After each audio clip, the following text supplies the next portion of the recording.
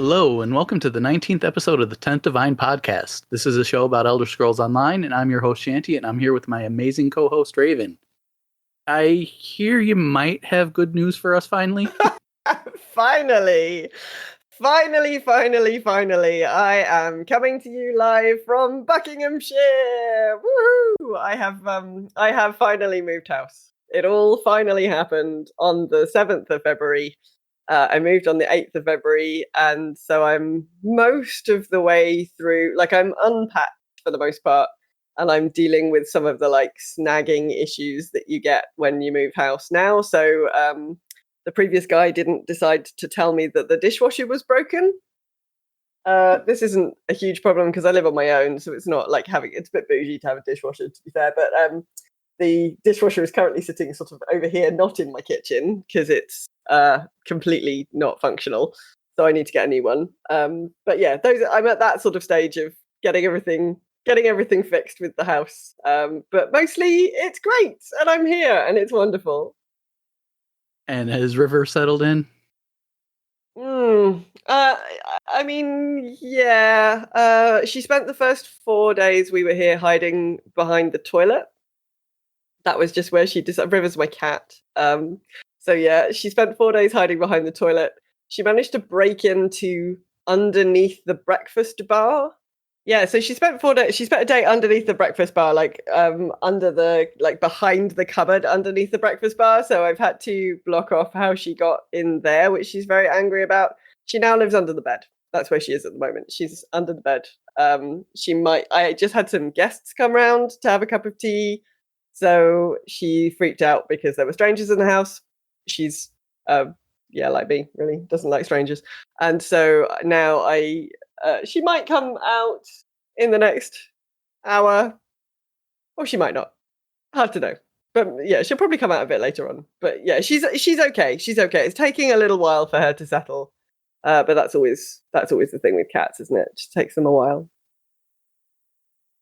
Yeah, I have two, and during our last move, Oddball took forever, but Diesel just settled right in. So, oh, yeah, River's pretty anxious in the grand scheme of things. So I think it'll take her a while. Yeah, same with Oddball. So it makes sense. Yeah. But anyway, so I'm here, which is super exciting. How are things with you? I'm doing fantastic. Past month has treated me pretty well. I had some brushes with food poisoning and a flu, but those went by fairly quick. Then at work, got a 16% pay raise that goes into effect in April. So really looking forward to that first paycheck in April. Yeah, nice. Who doesn't love a 16% pay rise? I mean, if they offered me that every year, I'd be content. Yeah. No, that sounds like good recognition of your hard work, Shanty. Yes. But as ever, we are not on our own. Today we are joined by Edenprime. How are you doing, Eden?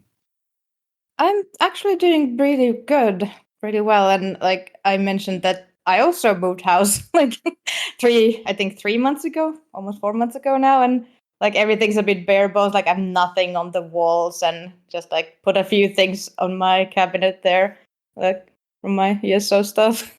Yeah. Yeah, doing well. It's so annoying. Moving house is just so irritating. I never want to do it ever again. I mean, that's really the dream, is never having to move. Yeah. Oh, I've moved quite a bit during my times. I can't even say how many times, sometimes twice a year in my life. So I don't but I don't also accumulate a lot of stuff. So it's not a huge deal to move, and I've moved between countries and everything. So I have basically nothing. What you see is what I have. Yeah, I didn't have too much stuff, but I mean, this is a third floor flat, so it all had to come up, and there's no lift in this building, so it all had to come up the stairs, which was very irritating, and I paid somebody else to do that because I don't like carrying things. Well, thankfully, we do have an elevator. It is the slowest elevator I've ever seen. We live on the 8th floor now, So Oh, it's wow. like it is faster to walk down than it comes up to wait for it. Like Oh. it's that slow. Oh no, that's really bad. I don't mind it. The views here are like super great. So Yeah, I have really beautiful views over the Chilterns countryside on one side and the town I live in the other, from up here, which is really beautiful. I don't have views. Wonderful views of Chicago. No, okay. But that's a trade-off for living on the first floor, I guess. So, Yeah. but so I'm assuming you finally found maybe an hour to carve some ESO time out.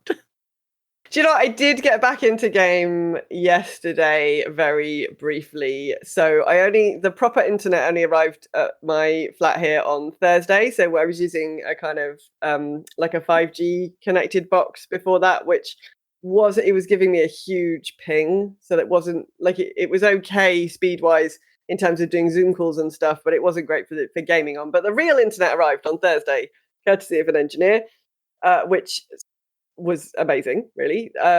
So last night I did get back into ESO just a little bit. So I've been logging in every day and just getting my daily reward and occasionally ticking over some writs.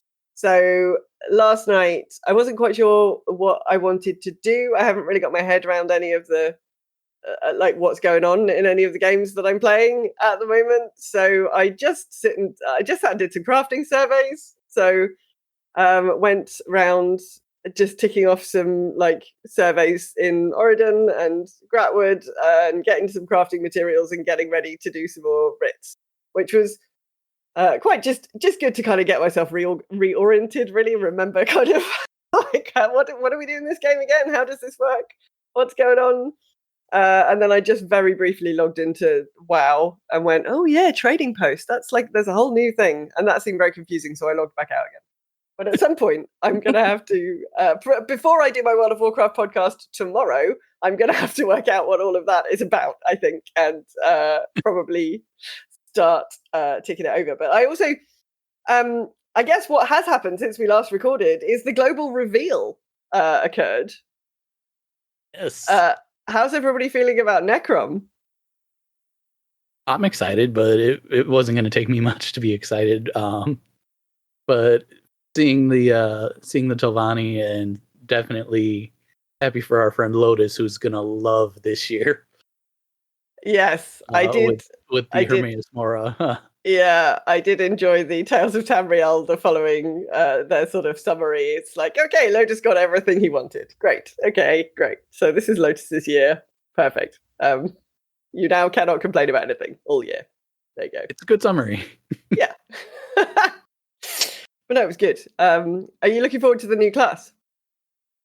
I am. I tend to gravitate towards combo point type classes anyway. For the longest time, I mained a rogue in World of Warcraft, and when I was playing Final Fantasy XIV, I was a summoner. So seeing something like that with the ESO's particular brand of combat, that's going to be interesting. But I'm still going to try it out. I doubt I'm going to change mains for it, but I'm going to at least try it. And have you done much gaming recently? Well, I've been leaning a little heavily into World of Warcraft. I was feeling a bit of burnout start to creep in around ESO, so taking a little bit of distance, just doing the typical daily logins, writs, that kind of stuff. But finally got a mount that I've been after forever in World of Warcraft at the very least, so I have that one box ticked off. Okay, which one?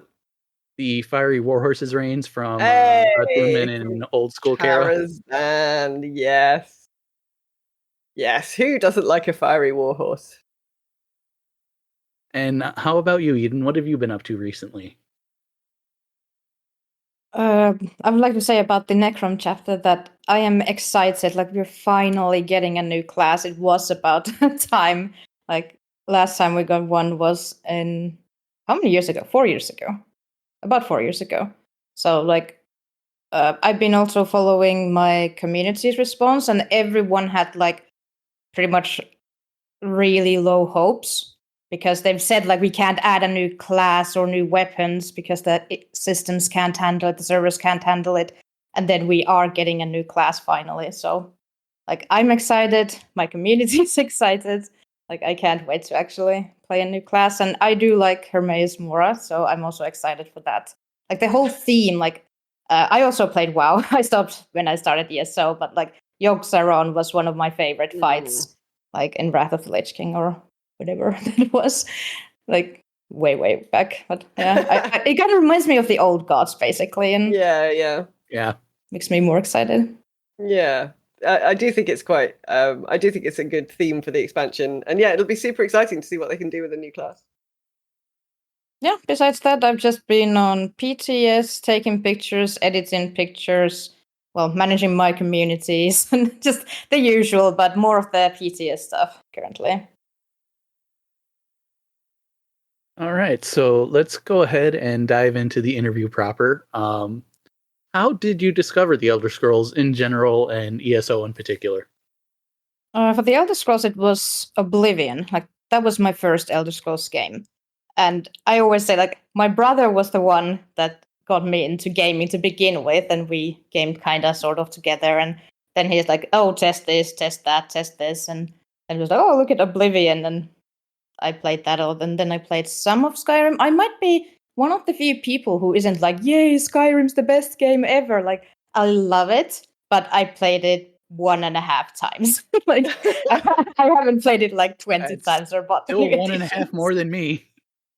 Yeah, and then ESO, I think it was coming to closed beta, and my husband was like, hey, check out this new MMO that's coming out, and like, let's check it together. And he got into the first closed beta, and he's so strict with rules that he's like, I have NDA, I can't show you anything. And I was basically like behind the door that you got to be kidding me. But I got it in the second closed beta, and like I just loved it. I didn't care about the bugs. Like we were all like 200 people sitting at the lever because something didn't work. But I was like, okay, this is the game I'm gonna play. And then I switched from WoW to ESO. Fair enough. Are you a single character player, or do you have a bunch of ults ready to go? Oh boy, where do I start? Single character? No. I have 3 accounts on EU. Oh wow! Okay. I play on NA as well, so I don't know if that counts as the 4th. My main account has 18 characters, but I mainly play like whatever class is needed. But before that, I was just playing my Dragon Knight, like my main character, Edenprime, because I wanted all the achievements. I'm also an achievement hunter. And on my second account, I made it because I wanted to do low-level PvP. And back then we had 8 character slots, and I already had the 8 character slots, and so I got a second account, and my third account is just for managing trading guilds currently. Okay. That's a lot of ults then. Yeah. But I don't play them all. They're not even geared, so they were just naked doing raids every now and then. How many do you have They're geared? still generating gold for you. Yeah, it's true. So, I mean, it's still useful. Yeah.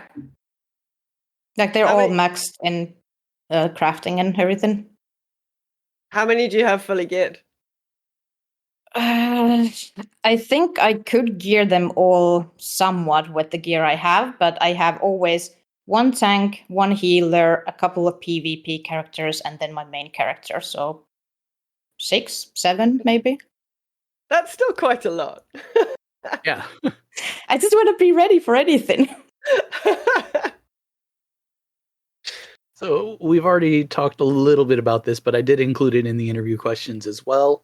What are you the most excited for in the Necron chapter? The class.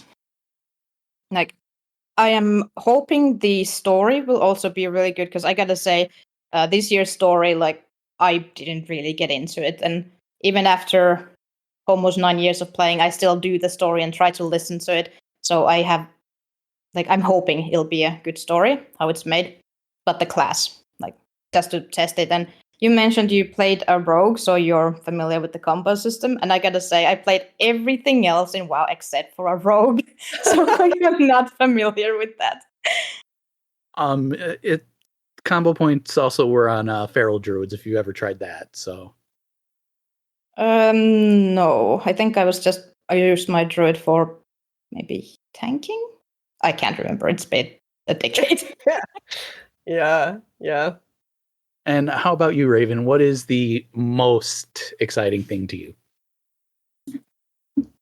I mean, I haven't done an awful lot of kind of diving into what's coming because I've been moving house. I mean, it's just getting some new content is always exciting. It does sound like it's going to be a good story beat. I'm glad that the new class is there for people who like new classes. That's, as everyone knows, not my thing. Druid I'm a for life. one. Well, yes, druid or warden in ESO's case for life.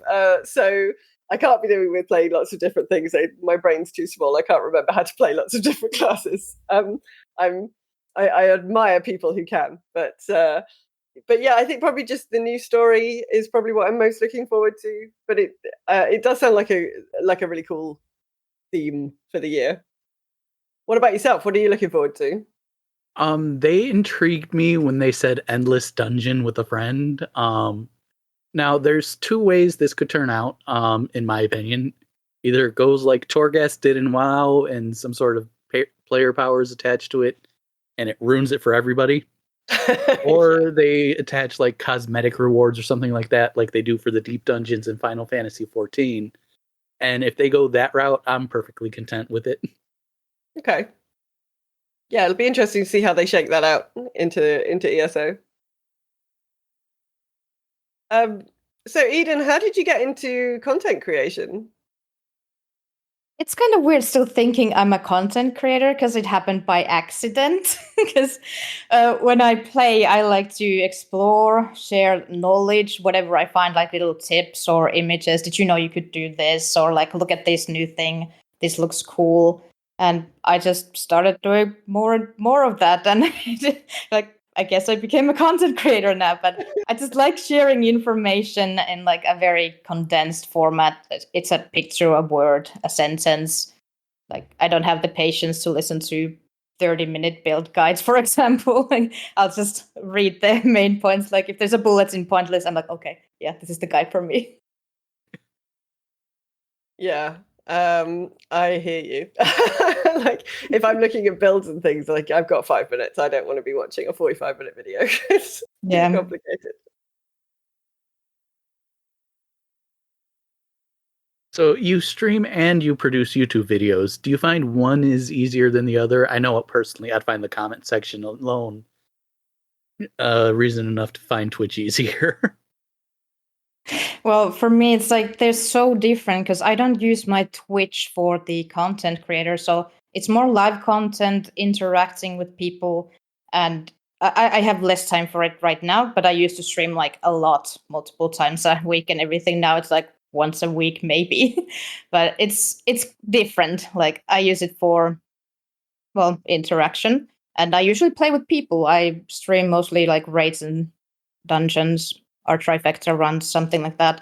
And for YouTube, I make I don't make guides because I think there are people who make awesome guides, and I'm like, I don't need to. There are much better ones.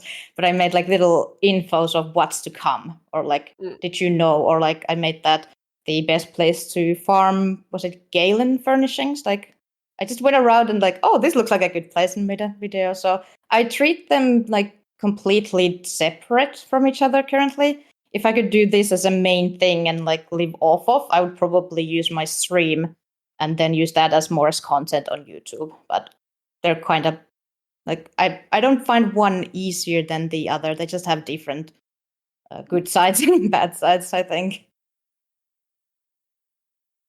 Yeah, I think they are slightly different beasts. I find editing video really tedious, so I think that's a really difficult job. It's quite fiddly. It's the wrong sort of fiddly for my brain, video editing for some reason. So I admire anyone who can do that and produce stuff for YouTube. Yeah, just try to do it very simply. Like, okay, here's the thing, and then here's the next thing, here's the next thing. Like, I know there are people who make really funny videos, add jokes and memes and everything, and I love those. But like, I think that's like too much for me to use as my like whatever you think about doing, like, oh, do I add this effect or do I do this? Like, I think that just adds like an extra layer that I'm not ready to commit to right now. Fair enough. So you're a GM for multiple guilds. What's that like? Good and bad sides on it. Like, I main my Finnish guild, where we have like over 1,000 members in our Discord, and we are the largest and most active Finnish guild. We have over 400 active members, like at all times in the guild, and like organize events and like really put my time into creating that community. And then I manage 5 trade guilds, and I am the GM of one of that. Like, I'm co-leading the Traveling Merchant Alliance in ESO. So our traders are in Deshan, Vivek, and Cracklorn. So like, we probably sell the most out of the alliances currently. So for that, I just basically do the ranks and whatever problems arise, update notes, and more that. So it's not that much of a community for me. Like, it is. I mean, it is a community, but it's like we're here to trade. It's pretty hardcore. Like having the traders in such a high place, so you kind of have to have people to sell. Kind of hardcore there. So like, it's more about selling and making it into a working thing than like my Finnish community is more about the people and the community itself. Yeah, that must be like running a guild with 400 users at all times. That sounds like a pretty full-time job. Sometimes it is, but it's been so long. Like, how to phrase it? That the community kind of resolves the issues within itself too, because I've made clear rules, short rules, so it's not like a huge list to read off of. So like, people follow the rules generally, and if someone says something that's not okay, like we have a non-toxic certificate, like from the Finnish Electronic Union, so esports union. I don't know the English name for it, but yeah, like, so we try to strictly follow these rules, and people enforce them. Like, so you don't. I think in the beginning it was more allowed. Like, I wasn't the GM from the beginning. I'm the 3rd GM of the Finnish guild currently. Okay. Like, it was more allowed. It was just a guy's thing, and then I brought in bureaucracy, as I like to say. That's we are Dragonborn Inc. these days. Originally, we were Dragonborn Z. Okay. So like, I've just tried to set up the best and safest environment for people as I can. Yeah, that can be challenging. That kind of moderating those kinds of communities to make them safe for everyone can be a very difficult job. What sort of events and things do you do for your guild? What don't we do? So, like, I think currently we have trials the most. We have sometimes world boss things, Sky Shard, PvP events when there's a PvP event going. Otherwise, we work with another guild that is led by one of our event leaders that, like, they run PvP for us. Exploration events, all sorts of competitions. Like, we have screenshot furnishing competitions, like live events, just evenings to do things, and it comes and goes. Like, sometimes we have a lot of events, and sometimes there might be a little bit less. Okay. And it's been 9 years, so it like goes wow. Yeah. as the gaming communities do. Everything in cycles. Yeah. That's amazing to keep a guild going for 9 years, though. Even if you're the 3rd GM, to have it continuing to evolve and grow, that's a big achievement. Yeah, and there are a lot of people who just come like, are you still active? Like, are you still running? I'm like, yep, here we are. I'm still here. This show is part of Bonus Roll Productions. You can find our show and lots of other great MMO-focused podcasts, such as Unshackled Fury, a podcast reborn, and For Azeroth over at bonusroll.gg. You can also join in our live chat every other Saturday around 4 p.m. London, 10 a.m. Central at twitch.tv/bonusrollproductions. So, in addition to all the other things listed above, you also contribute to ESO Hub. How did that start? Kind of with I just want to share and help people, because back in, I'd say, 2015, Alcast had his site up for the first time, or when did the One Tamriel like update come when all the gear was in different places? Like We're new to the game, so okay, Yeah. okay, back in the day, like at Yeah. least 6 years ago, they changed completely where gear drops. Like gear that dropped from trials previously and could be sold to players, now drop from Overland, and they like the other way around. So they changed everything, and I made a list for my guild on our website where to find all these like new gear things. Then I'm like just asked Alcast, like, would you also have this information on your website? Because I noticed our website was getting a lot of hits from non-Finnish people. It's in Finnish otherwise, but the gear list was pretty like grot wood these gears. It didn't require any knowledge of Finnish. So I just asked, like, do you want this? And he's like, yeah, sure. And then he put it on his website, advertised, and I don't know, we've just been working together. And I initially took pictures for ESO Fashion, like when the housing came out, 2016. Maybe I'm really bad with years. Yeah, so I was taking those because back then there was no preview for furnishing, and I was saying like, how can I contribute to this because I have all the achievement furnishing back then, like, and the person who runs it, Exile, couldn't take the pictures of them, so I just took the pictures and sent them, and then the preview came in, and she's been doing it on her own ever since, and then I was just working with Alcast anyway, and they launched ESO Hub. So they were like, "Do you want to contribute to this?" I'm like, "Yeah, sure." Like, I don't mind. I like taking pictures and sharing them anyway. So it's like I'm already doing it kind of for my community. So like, just upload it more publicly as well. Does it affect the amount of time you have available to play? This sounds like another full-time job on top of running a guild and doing everything else. Yeah, like everything I do, I have to kind of balance so I don't burn out. There have been times when I've just been running like 7 events a week, like back in the day before I like learned to not burn out, and I learned from that experience, and I hope other people do too. But like I just try to balance what I can do, and I try to delegate. I try to get more event leaders in my guild, and the picture taking. Like I'm not taking pictures of the old stuff currently, like at all. It's up to the community or someone else to do that. But every time there's something on PTS, I'm going to be there anyway to take pictures because I'm interested.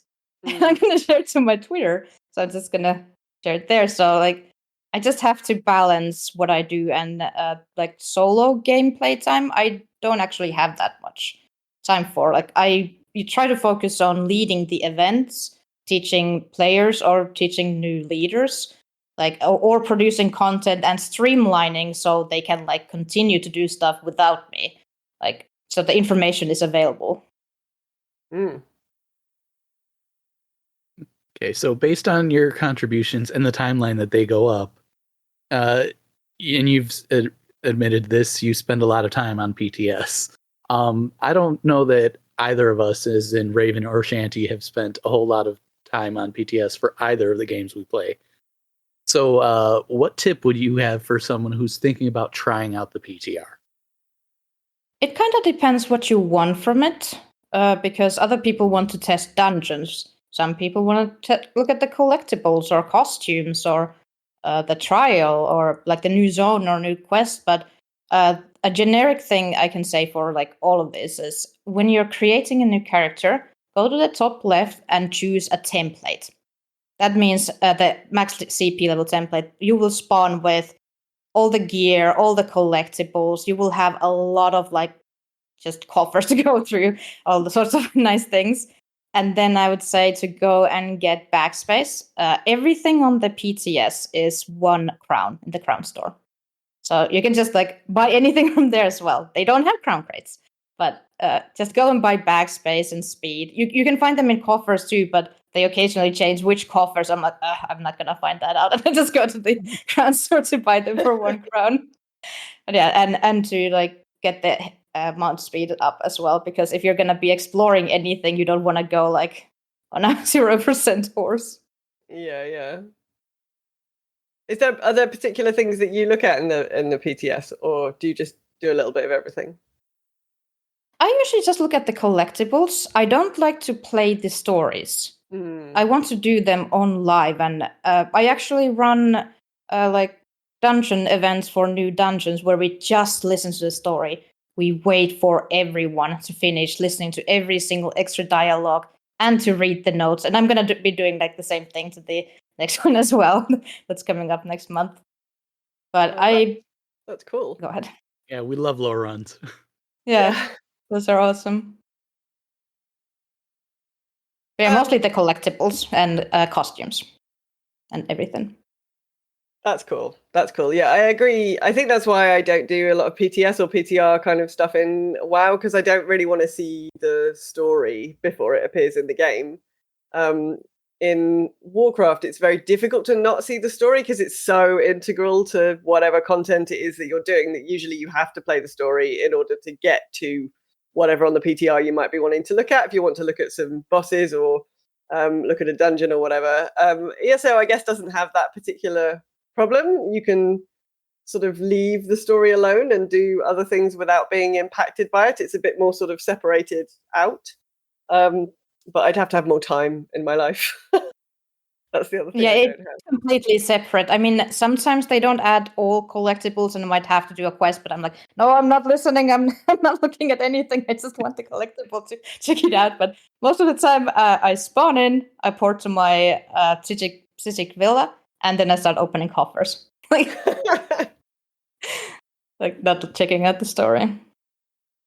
Fair enough. So on top of all of the other things that you do, you are also the Bethesda Nordic Community Event Coordinator. What does that entail? And do you bend space and time? Are you secretly the Scarlet Witch? Like, it's like Yes, me. things.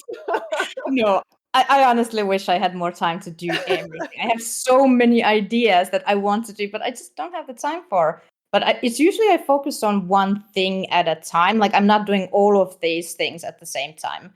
Like, right now, I'm only running one event a week for my guild and doing one trifecta run a week. Okay. Like that, those are the things, and other people are doing other things. But yeah, with the Bethesda Nordic, it just started with like I found no, actually my guildie mentioned that, hey, look, this Anna person is looking for Finnish guilds, like guild masters. And I messaged, and then I started running events for our guild, like exploration events to new zones, new chapters, photo shoots, and then it kind of started to get a little bit bigger, and we have watch parties, like watch parties for the Nordics, and I currently host them with another guild, a Swedish guild, with Crystal Krona. And like we have, was it like 40 or 60 people on the channel last time? I can't remember. Nice. But it can be anything between like 20 and 70 people on the Discord channel where we watch the announcement streams together and like have giveaways and everything. And Bethesda Nordic sponsors that. Sometimes I'm just a guidance to the people. Like they get someone to stream ESO, and like I'm there to guide them. Like I might be in the background or as a voice or things like this, but they don't happen all the time or every month. So it's not like I do it all the time, but more occasionally, or like the community manager goes like, yeah. So yeah, the community manager might just have like an idea and would I like to promote it and or help her with it. Okay, so we just have a couple more questions to wrap up. These are more for fun than anything else. Why is AD the best faction? It's not. My guild is AD. My main character is AD, but I might be like the only guildmaster, AD guildmaster that mainly plays AD PvP that doesn't say it's the best faction. Because like I just don't have that community. I also play on DC a lot. And sometimes on EP. I have one EP character, but that's pretty rare. But like I think all factions are just as good. I just happen to be an AD player. And I can blame my husband for that, because he had the Imperial edition and he was like, what alliance should I make this Imperial? And he was just like, I'll marry Dominion. And I'm like, okay. And that was my choice. Like there was no real connection to that. Let's see if this is working now. Yeah. If you could take one race or species from Nern and place them into our reality, what would you choose? I have to say, this was the hardest question out of all of these, because my brain goes, okay, what would be the most useful, like humankind? I go into this problem-solving mode. What could I bring? What could benefit us? And then I started thinking, I'm like, okay, I am just overthinking this as I do with a lot of things, and I'm like, gonna just say dragons because I love dragons. Let's bring the Totally fair. dragons, and I think humans could do with like an apex predator in the Yes. world. I think that's completely right. Definitely. I love the reasoning. Yeah, that's what I came up with. Yeah, I think it's very fair. Yep, absolutely. Yep. Thank you so much for taking the time to join us today. Can you let our listeners know where they can find you? Yep, I have a Twitter, Edenprime, YouTube, I think it's the Edenprime, and then I have a Patreon, Edenprime as well, like any of these. And thank you for tuning into the show. If you've enjoyed it, please let other people know and give it a review wherever you're listening to us. Rating and reviewing the show will help other people find it. You can also give us a review over at the Bonus Roll podcast directory. Go to bonusroll.gg/directory to find it. If you want to get in touch with the show, you can find us on Twitter at 10th Divine Pod, or you can email us at 10thdivinepodcast@gmail.com. If you want to find us in other places, you can find me, Raven, over at Girls Gone WoW if you're a World of Warcraft fan, or if tabletop RPGs are more your thing, check out As the Dice Roll, where I'm part of the crew of the Cautious Optimism. You can also find me as Silky Raven on Twitter, Twitch, or Instagram, or over at the GGW Discord at girlsgonewow.net/Discord. There is a channel for ESO chatter and lots of other general gaming chat. And you can find me, Shanty, on Twitter or Twitch, streaming ESO and other MMOs at Shantyman Gaming. If blogs are your thing, you can check out my Road to Endgame series on the Bonus Roll website. There will be periodic breaks as I give first impressions on each new content patch that's released. You can also find me on the Girls Gone WoW Discord, joining in the ESO chatter and gaming chat, and a whole variety of other gaming Discords. Feel free to say hello if you happen to see me online. We will be back in a fortnight with another lovely chat about ESO. Bye. Bye. Bye.